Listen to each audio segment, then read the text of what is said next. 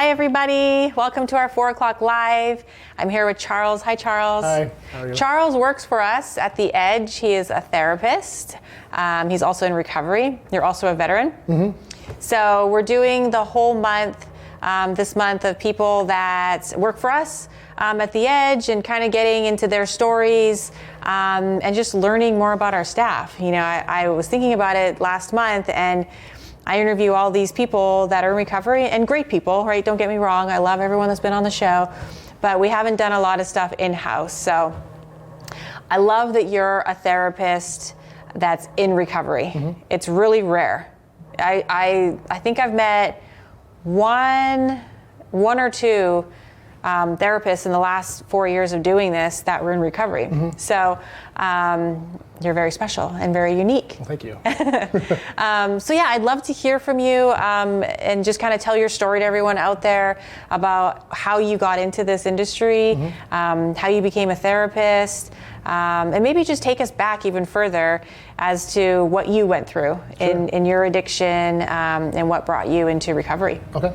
Well, it goes back, obviously to my childhood. Mm-hmm. I grew up in an environment that was a lot of abuse, a lot of drugs and alcohol that surrounded me through my childhood. And by the time I was 12, I started dabbling in marijuana, and I was stealing it from my dad, who was an everyday user and recovering alcoholic, but he still used the marijuana as a something he still just used. Okay. But he really wasn't in recovery, obviously.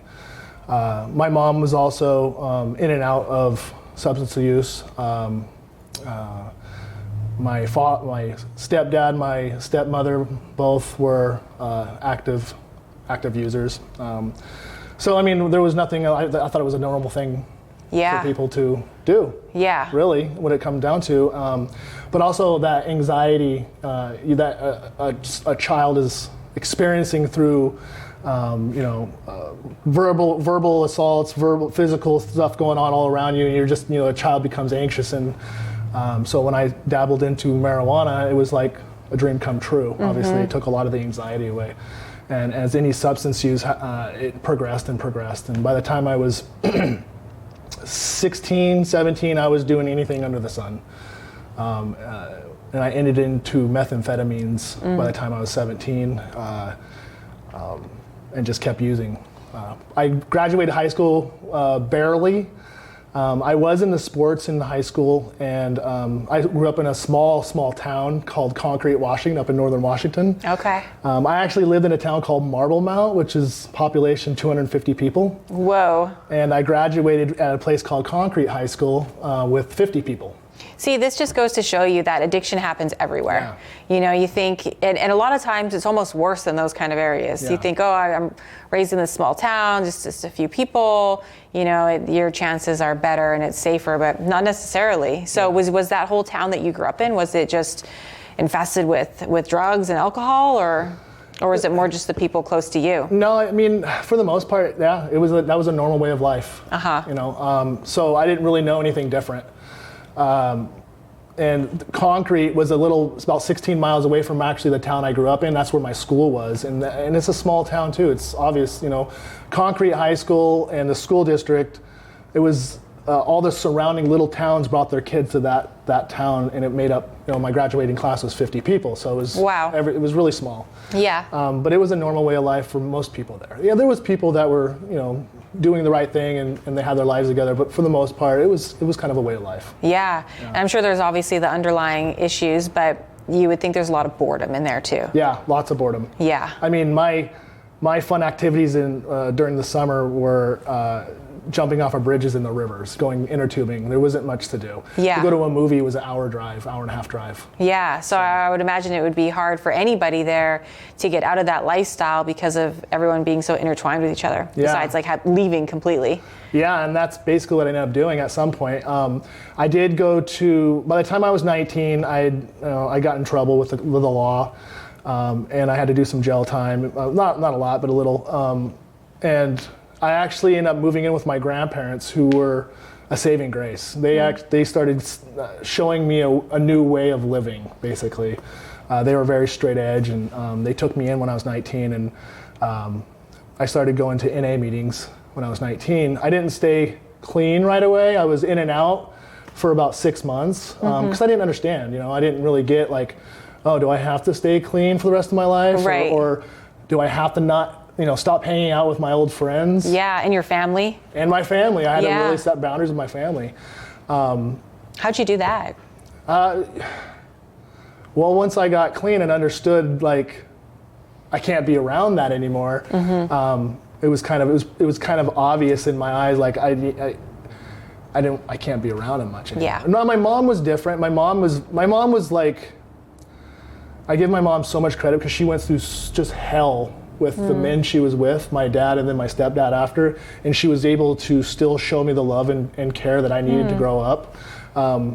She was just like a protective mother, and she just bare all the bullets to to protect us kids. So, I obviously stayed in touch with my mom a lot, but other than that, it was dad, stepmom. I really didn't care for my stepfather, obviously.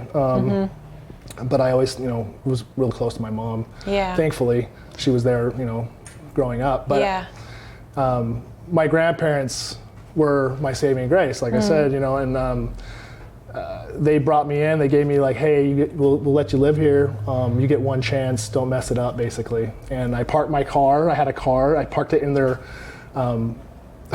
in their yard. In those places up in North where you can park your car in the yard. It's kind of a normal thing. Yeah. But and I stayed basically in their house and going to meetings for the next 3 months. I didn't do anything besides that. So with that structure and that tough love, did you recognize it then for what it was, and was it valuable to you? Did you see this and go, I've needed this, because before that you just could kind of do whatever you wanted? Yeah, absolutely. I knew right away this is what I wanted to do. I wanted to be away from that. There was at a point before my grandparents, I was suicidal. I was just in a cycle of addiction with methamphetamines, cocaine, whatever I get my hands on. I really didn't touch alcohol yet then, and I didn't know how to get out of it. I didn't know there was meetings, there was NA meetings, there was recovery programs out there. I didn't know. Yeah. So I thought this is it. I can't seem to kick it by myself. I'd throw my phone away. I would do everything you can imagine to try to stop calling my dealer. Right. And it just didn't work. Just goes to show you we can't do it alone. Yeah. We need that support. So thank God for your grandparents. Yeah. So you stayed sober for 90 days, you said? So it'd be like 30 days, then I'd come back in and get going again, and I'd hang out with old friend and get 60 days. And then just one day it just clicked. I was like, all right, well, I can't seem to do it that way. And of course I had people in the program that were supporting me when I was there, and I just made a decision. That was it. And I got it almost 4 years at that point. Okay. Which leads me to when I got out of the place, got out of the hometown. I actually worked at a header and I-beam mill for almost 4 years in my recovery, and worked my way up through the ranks in the mill, and it was all labor work. So, but I was good at that. That's what I was always good at. I grew up with a dad that was a logger. He worked in the woods. Okay. And all my family was laborers. That's all they did. So that's all I figured I could do. And one day I decided to go to the recruiting office to see if just to check it out, and I was on my first flight ever to San Diego boot camp at the age of 24. Just turned 24. So it was later. I actually joined later in life. Wow. Because of all the issues and stuff. Yeah. I think it's really important that you said that for people that are watching this, that you felt that's all you could do because it's what your family did. And then you were finally able to recognize, okay, maybe I can do something else. Yeah. How did you recognize that? What was it that made you go to that office? That's a good question, actually. My father, when I was 23, I turned 24 in October of 2006. He got cancer, and I had the up and down relation with my dad. He was a very hard man, but I always tried to have some sort of relationship with him. He was his own worst enemy, really, when it came down to it. But still, he was my father. he ended up getting cancer, and of course, the man he didn't want to get help for it until the last minute. And I just basically watched him wither away with my grandmother, and watched him die. Laying in his bed, he was 90 pounds, he's a 200-pound big man, and he died at 90 pounds. And I just, after that, I kind of was just lost a little bit. Never seen anybody die like that.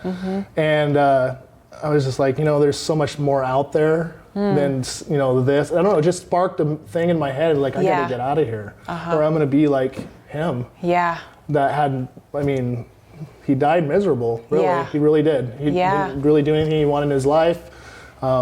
He was a miserable person. I loved him still, he's my dad, but it just sparked something in me, and I was like, I'm gonna go to the recruiting office and get out of here. And I did. I left everybody behind. Wow, okay. My friends, I still have my close friends. One of my buddies that I got sober with has got 20 years now, almost 20 years. Right on. So I still keep in close contact with some of the people there, but I had to get out of there. Yeah, so you left.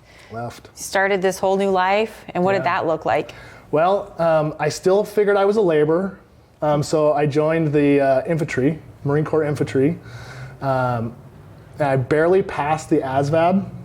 What is that? It's the testing to get into the military. Okay.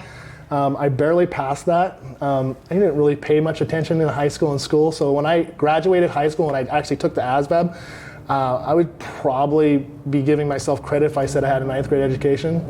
I still didn't know what I'll get into that, but I didn't know what a verb, noun, I didn't know how to write anything. So I barely passed the ASVAB, and I went into the infantry, and I got stationed in 29 Palms, California. Okay. And with a unit, as a light armor reconnaissance unit, as a scout for them. Okay. And you did that for how long? 5 years, next 5 years. 4 years, and I extended to go on a 3rd deployment. Okay, so you went on 3 different tours? Yeah. And what was that like? Can you share some of that with us? Sure. So I first actually went on a MU, a Marine Expeditionary Unit. I went to Japan, Thailand, Philippines, trained with the Thai Marines, Philippine Marines, just traveled all over. And then I came back and I went to Iraq. I went to a place, Al-Assad, for a couple months. Then I went to Al-Anbar Province, right next to Syria. Did a ton of missions out there. And I came back. I was supposed to get out, and a bunch of my close friends that I'm still really close with wanted to extend their contract to go to Afghanistan. So they're going to go, I'm going to go. And so we all extended and went to Afghanistan in South Helmand Province. And you stayed sober? No. Okay, because I was going to say that you hear stories, obviously, with people that go away to war and just the PTSD they get and these traumatic experiences, that a lot of them come back and find drugs and alcohol or while they're there. Yeah. So you weren't sober when you were there, or what? No. Well, I was sober when I was deployed. You can't drink over there. But when I joined the military, I stayed sober. Obviously through boot camp, you can't do anything. But then I came home, hung out with my recovery buddies and friends, and then I went back to training it's called Infantry Training Battalion. It's about a 2 or 3 months process. And we got libo one weekend, and I was with all my boys. We were already really close. And they're like, "You're not gonna drink?" I was like, "No, I don't drink." And they're like, "Dude, we're gonna be together for the next however long. Like, you're not gonna hang out with her." And it's like, I better. I haven't been. I hadn't been going to meetings or anything. And so I fell off the wagon. And obviously that was not the right thing to do, but it was the right choice at the time. Because if you weren't drinking in the military, in the Marine Corps, you weren't part of. And so I started drinking, and then I became an alcoholic then. Yeah, because before you were just doing drugs. Mostly drugs. That's kind of like my story too. It was drugs, and then I started drinking afterwards. So you couldn't drink like other people, I guess. And did they realize that? Like, oh my God, this guy can't just have a few beers and stop, or was it noticeable? Was there other people like you? We partied hard. All the time. Everybody partied hard. Yeah. But it's funny. I would find myself like in the barracks, everybody's passed out, I'm still drinking. And that happened a lot. And or they'd be pulling me out of situations that were bad, So yeah, I stood out for sure. The guys that I served with, we talk every day through text or whatever, and they're all super successful, engineers, lawyers. One works for a DOD. They have no problem. Yeah, it just goes to show you we're similar with Yeah. this, but not in that other way. Yeah. So when you came back after doing all of that, were you in a space where you had PTSD? You had gone through traumatic events. Did you need therapy? So I came back. In June 2nd of 2011 from Afghanistan, and I got directly out in July 2nd. So I only had a month to decompress, and I moved in with my now wife. I met her right before, 6 months before I went to Afghanistan, and not totally unexpectedly, she just knocked me off my feet. And I just got a chance to move in with her. We moved in together, and I struggled for a while. Yeah. I struggled with a lot of hypervigilance, startled, hyper startled responses. I could not sleep for anything, and I was drinking heavily. So I'd drink till I passed out every night. Yeah. Yeah. So how did you overcome that? Well, I knew where to go. I wasn't sure if I was going to need detox or not. It was about 6 or 7 months after I got out. I just laying on the couch after a 4-day blackout. My wife was just at their ends wits with me. Bless her heart. Yeah, she's a tough girl. And it was Monday, and I was just literally laying on the couch, just debating what the hell to do with my life. And I had Google then, actually. And I Googled AA meetings Orange County, and I was expecting one meeting a day. That's how it was where I grew up. That's where I got clean. It was Now here it's literally one meeting a day. That's all we could go to. That's it. That was it. And it was thousands of meetings. It's like, holy crap. I couldn't believe it. So I picked an 8 a.m. meeting, and I went the next morning, and I was like, okay, let's wait for the detox to go. And it came. I just pushed through it and just kept going to meetings every day. I really didn't know about I didn't know treatments really existed. So that's how I knew how to do it. So I pushed through it, and I went to a meeting every day for the next 3 years. Wow. So when you were able to get sober, how did you deal with the insomnia and being hypervigilant and all those things? Well, I did some therapy. I did go to therapy. A lot of it was really just getting sober and working with people and having just people around me a lot. I'm very active, so I actually joined a jiu-jitsu gym on a whim too. It was weird. I was doing laundry at a laundromat, and the next door was a gym, jiu-jitsu. And we dabbled in it a little bit in the Marine Corps, but I went over there and signed up, and I've been doing it for almost 10 years now. You got to look for the synchronicities, and those God shots, and being aware of those things, because I really believe in that stuff. Yeah, absolutely. And finding things that you enjoy doing, having your hobbies, having that balance in your life where you have your recovery, you have your family, you have your career, but then also things that you just do because you enjoy doing it. Yeah. I think it's really important. So how did you become a therapist? Well, so I actually started doing I learned a little bit of psychology in the Marine Corps. I went to this training called Combat Hunter, where they taught us how to profile and track people. Oh, wow. And I kind of got really interested in the psychology of human behavior through that. And then when I got out, when I got sober, I started going to community college. Really not to become a therapist. I was, with truth be told, I was like, if I go to school full time, they give me this amount of money for the GI Bill. Thanks for being honest. Yeah. I love it. I was like, sweet, this is a lot of money. Yeah. But then I fell in love with school. And I was really scared to go to school because I did so poorly in high school. And when I started out, I was literally at the basic math. I mean, the basic college can offer you, and English. See, it just goes to show you that anyone can do anything if they put their mind to it, you know, because like you said, you didn't know what a verb or a noun was. You had, what, 9th grade level, you probably think?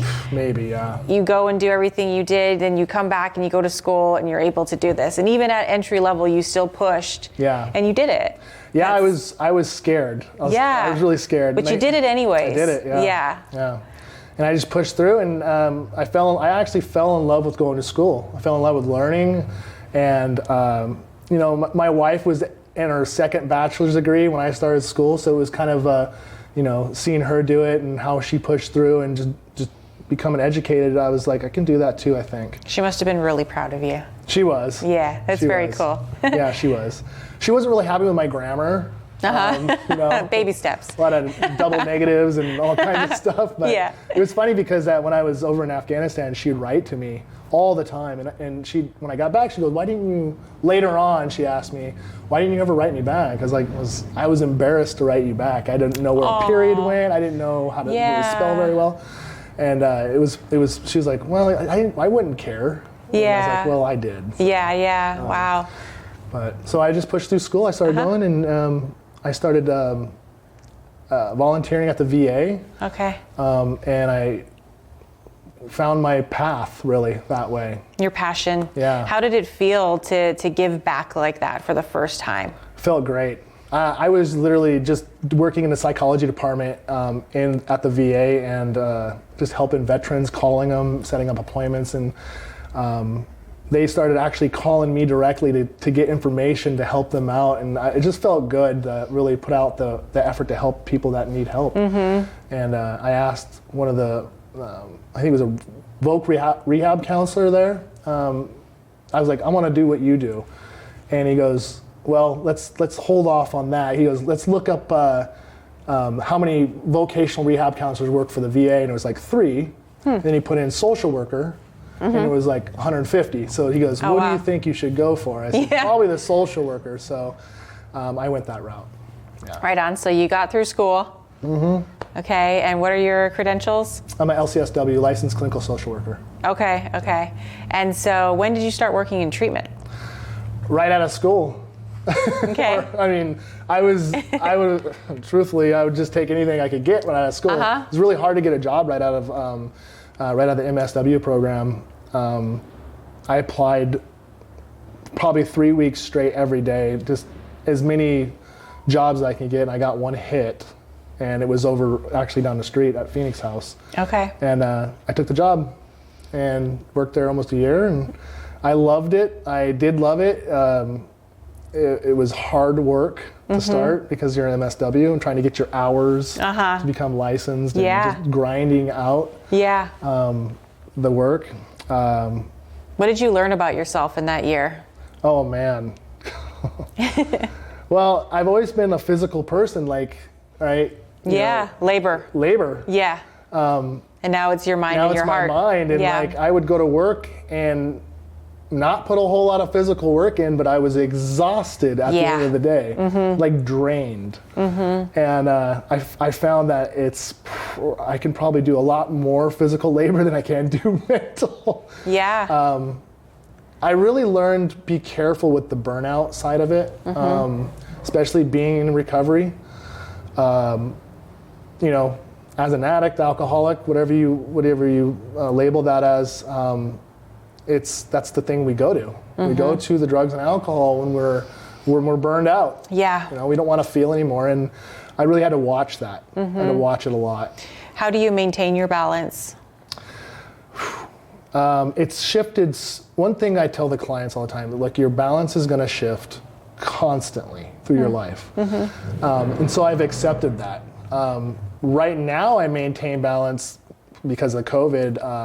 I go to at least 3 meetings a week, 2 to 3 right now, and work jiu-jitsu, and go to the gym and spend time with my wife. My wife and I just started taking tennis lessons together. Really? Yeah. Never thought I'd be doing tennis. Was that her idea or your idea? It was a little bit of both. We started That's she's cool. like, hey, let's go. She played tennis, growing up and all that. And she's like, hey, let's go play. And we started playing, and I kind of started liking it. Yeah. And so we decided to get some lessons. That's really cool. It's always good to try new things. Yeah, so I stay busy. Very, very busy. Yeah, okay. So you were there for a year, and then where'd you go after that? And did you leave, or what happened there? No, I left. You left, yeah. Yeah, it's a story that I was getting really burned out, and they were working us just more than we needed to be working, for sure. We're just burning us out. Yeah. Everybody. And I was just complaining to one of my sober buddies. He's got a lot of insight, and he just basically told me to stop being a victim. And you got 3 choices: you can accept it, leave it, or change it. I love that. And it's so true. I was like, but stop complaining. Yes, but stop everything else. He goes, everything else is you're victimizing yourself. It's all madness. So you have those 3 choices, and I was gone 2 weeks later. I was out. I was like, I can't. It was just burning me out. So yeah. How many years have you worked in treatment now? So I've been to total now 3 treatment centers, and I worked at a behavioral health in Long Beach for a year as a mental health director. Okay.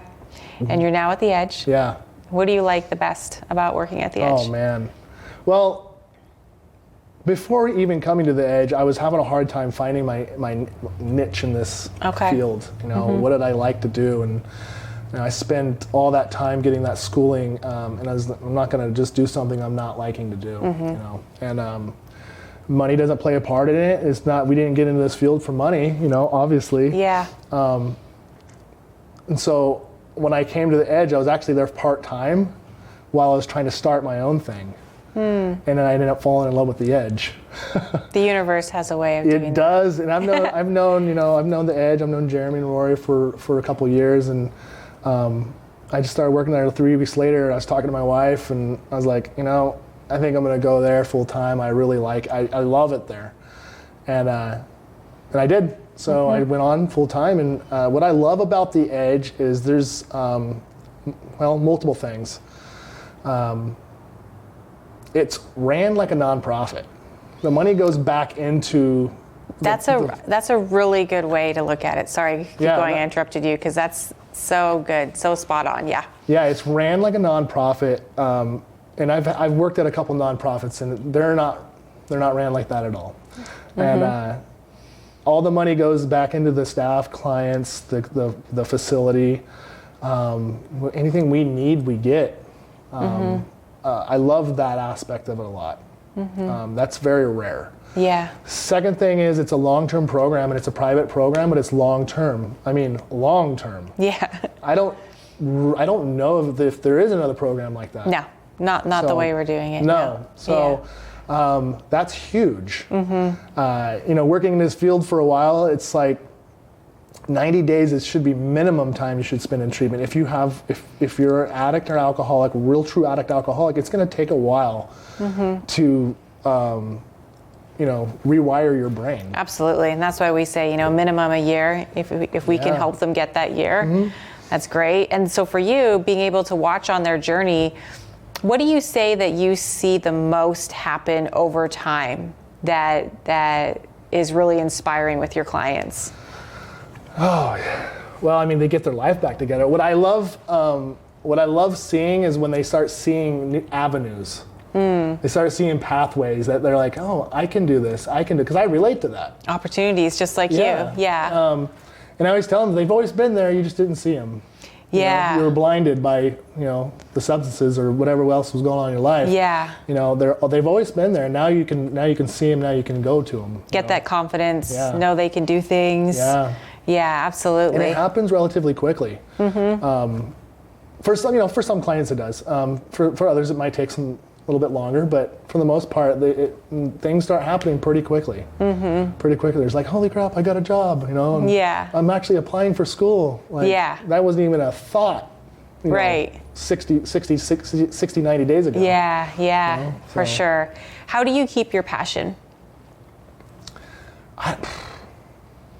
I don't know. I think it's just it's just part of me. I love. So, I guess the passion was fading a little bit before coming here. I was like, where do I fit into this? Being a veteran, kind of. A couple different other things. was like, where do I fit in this field? And the passion here is like, I can be myself at this place and be a social worker at the same time. Because clients, you know, I'm not going to just walk around the facility and be 100% professional all day. We're going to mess around with them, have fun with them, play games with them. You know, talk crap a little bit. You know, they love that. They absolutely love that. Yeah. And that's really my personality anyways. I'm a goofball. Yeah, no, me too. You know? So you found your home with us. Yeah. We're all just a bunch of goofballs. Yeah, and I know Mark and everybody, they promote that kind of stuff. No, they do. You know? They totally do. So yeah. And then when we get down to group, I love getting into deep groups and really working on the stuff that they want to work on. Yeah. You know? A good balance of everything. Yeah. If a client was to describe you, what would they say? Probation officer. Probation officer. Get a little deeper than that. Probation officer. How many times they have said that so many times to me. You look like a probation officer. Okay, take away the looks. All right. Your qualities, how you are with them. Oh. What do you think they'd say? That's a hard one.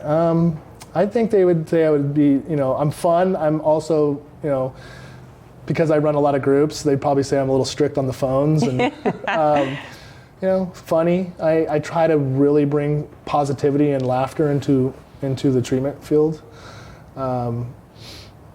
Caring, you know, empathetic for sure. I think that's pretty spot on. Consistent. I try to be as consistent as I can with them. That's a good one. You know, so and responsible. Yeah. Yeah. Okay. What would you tell somebody out there that is struggling, that has a lot of shame and embarrassment with asking for help, with wanting to see a therapist? I know there's still a stigma out there, and hopefully one day we can override that. Yeah. Where it's, you're not strong if you see a therapist or you have problems. So what would you say to somebody out there that's thinking those things? Oh, yeah, that's a tough one. Because it is, the stigma is slightly coming down a little bit, but it's still there. You know, I'd say, you know, you're human, just like everybody else. You're human, and it's okay to make mistakes. It's okay to have the problems you have. You know, I always go into in addiction especially, if they need to see a therapist, like you're coping the way you know how to cope right now with life, and that's how you're coping. But you know, as to see a therapist, there's another way to cope without that. Yeah. Yeah. Okay. How would you describe recovery to somebody? Oh man, such a journey.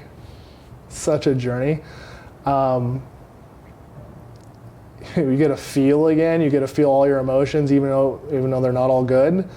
But recovery is not always fun, you know, because we do have to feel again. We have to feel anger. We have to feel sadness. But the one thing about recovery is when you do overcome all those past traumas, past experiences, you end up growing from them anyways. You grow from them. Not anyway, you grow from them, period. You become a stronger human being. So you build resiliency, you build perseverance, you persevere through all kinds of stuff, and then you grow from it. You become stronger. Well said. Last question. What would you tell your younger self? Oh man, it's gonna be okay. Yeah, I mean, you're gonna have confidence someday. You're gonna overcome all this someday. God, there's a million things I'd tell them, but yeah, just be. It's okay. It's gonna be okay. I know that's probably a general answer, but it really is. I don't really know what else to say to my younger self. It'd be, you're gonna overcome this. Yeah, you're gonna be okay. And what I tell myself, and I even told myself this last night, that it's okay to not be okay. Yeah. And be okay with that. Yeah. And know that it will be okay. As long as you take the next indicated step. Yeah. And surround yourself with people that understand and build that foundation. You obviously thrived in that space. Yeah. You're very inspiring. I didn't know your whole story, and from where you came from to be able to overcome all of that and then go into service and come back and put yourself through school and become a social worker and then be doing this and have found your home and your purpose and your passion with the Edge and with yourself and your wife and your family. It's really remarkable. Thank you. So yeah, you're rad. He's rad, you guys. All right, well, thank you for coming on the show. Thanks you guys for watching. We'll see you next time. Bye.